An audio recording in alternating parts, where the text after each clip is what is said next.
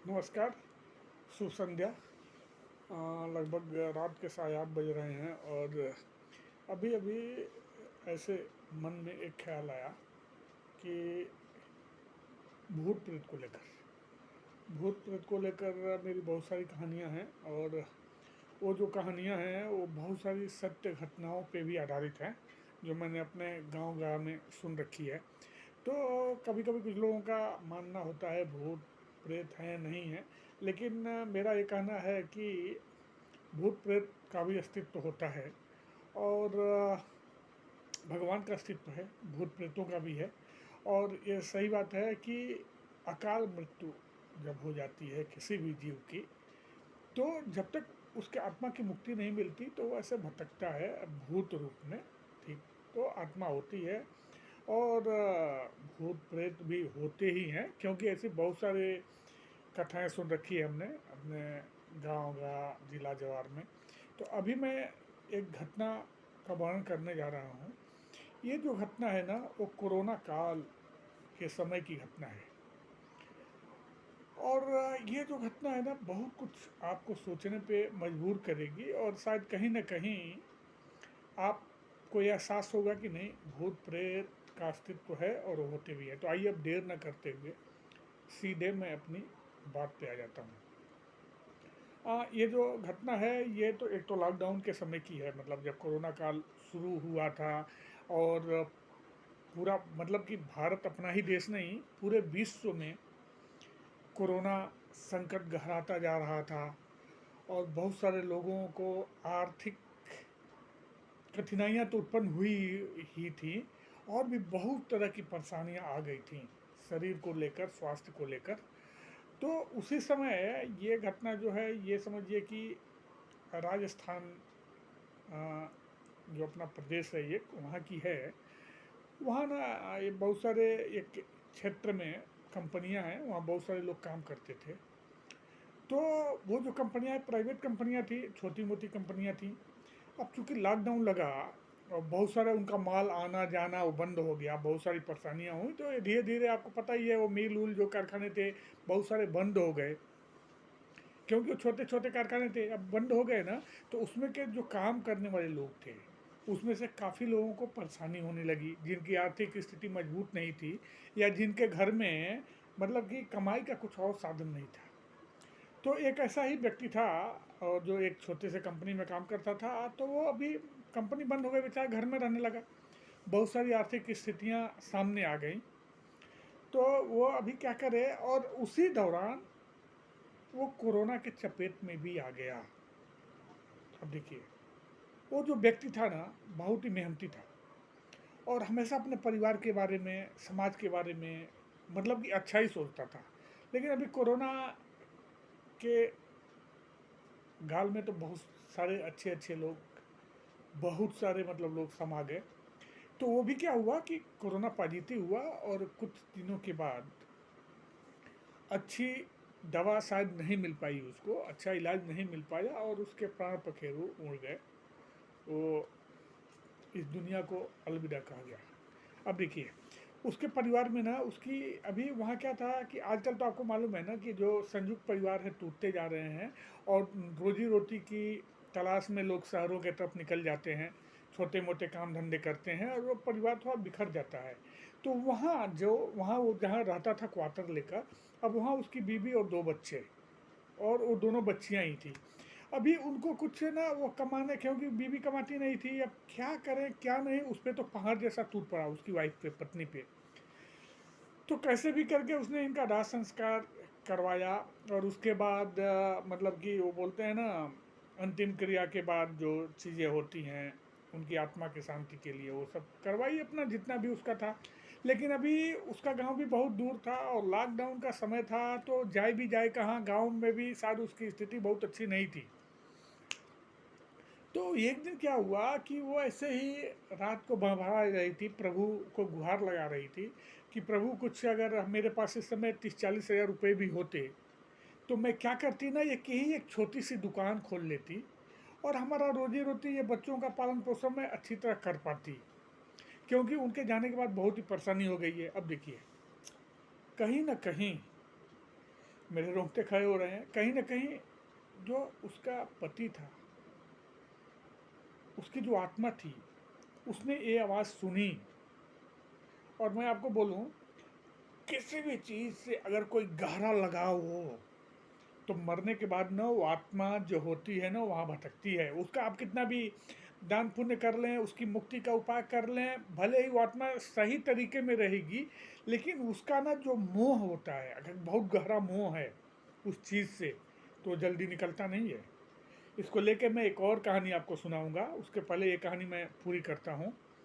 तो ये जो उसके बाद क्या हुआ कि अचानक फिर से लॉकडाउन के बाद, आपको पता है लॉकडाउन ख़त्म हुआ और कोरोना काल थोड़ा कम हो गया, मतलब इसका जो मार है कोरोना का कम हुआ, तो फिर से छोटे मोटे धंधे वंधे खुलने लगे। लेकिन ये जो व्यक्ति था, ये कर्मचारी जो मर गया था, इसकी खबर इसकी कंपनी वाली जो छोटी सी कंपनी थी उसके मालिक को हो गई थी। लेकिन अचानक जब कंपनी खुली, मतलब उसके मरने के 3 महीने के बाद की बात है, 2.5-3 महीने के बाद, तो कंपनी खुली ना, तो एक दिन जो मालिक था, मैनेजर कह लें, मालिक कह लें, उसका क्या देखा ना कि उसके सामने वो जो व्यक्ति मर गया था, जिसके मरने की खबर थी, उसके सामने हाजिर हो गया।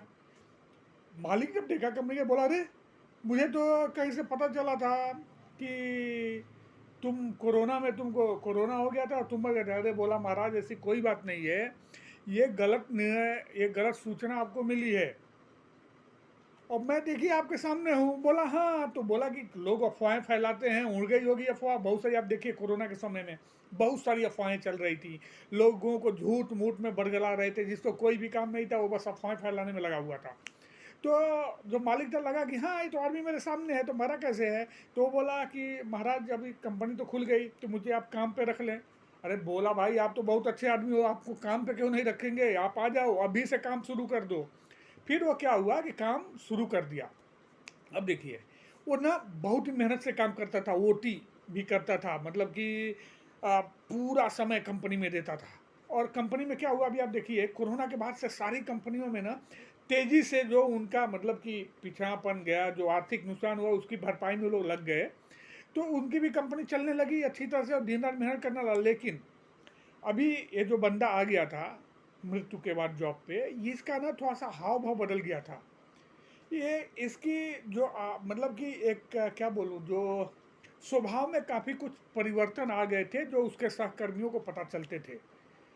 एक दिन उस कंपनी के वॉचमैन को क्या देखा ना, ऐसे ही वो घूम रहा था वॉचमैन, तो उसको काफ़ी कुछ लगा कि ये वो व्यक्ति नहीं है, ये कुछ तो है। और वो चिल्लाता हुआ भगा था, कुछ तो अजीब देख लिया था। लेकिन वो भगा ना, फिर दूसरा वॉचमैन उसके साथ आया तो देखा था कोई नहीं, वो तो अपना ही पुराना कर्मचारी है वही, और काम कर रहा है। अब देखिए प्रभु की लीला।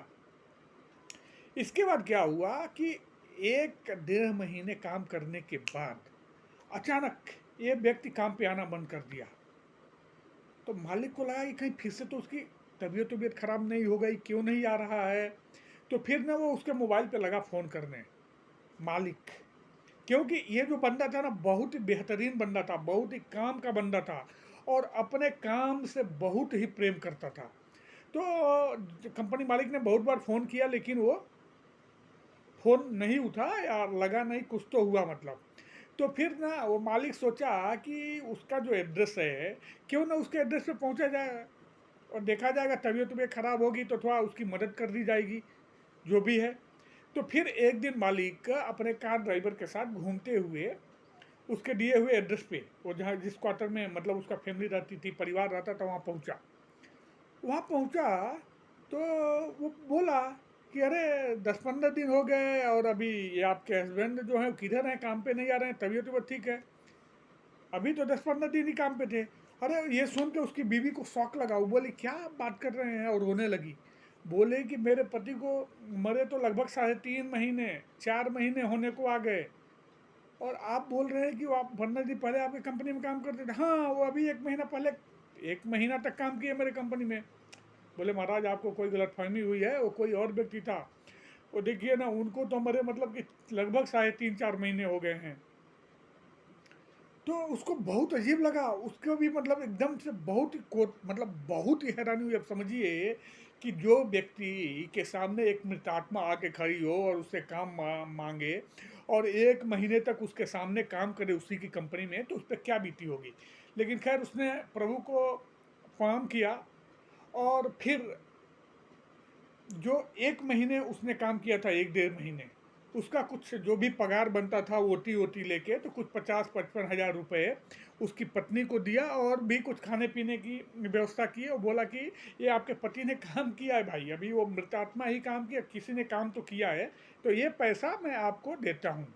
देखिए, उसकी पत्नी बोली कि देखिए अभी 1.5-2 महीने पहले की ही बात है, एक दिन मैं ऐसे ही रो रही थी रात को, छटपटा रही थी, मैं बोली कि काश 30-40 हज़ार रुपये मिल जाते तो एक छोटी सी दुकान खोल के और फिर अपने बच्चों का पालन पोषण, अपना पेट का मतलब जो भी है भोजन पानी का काम चलाती।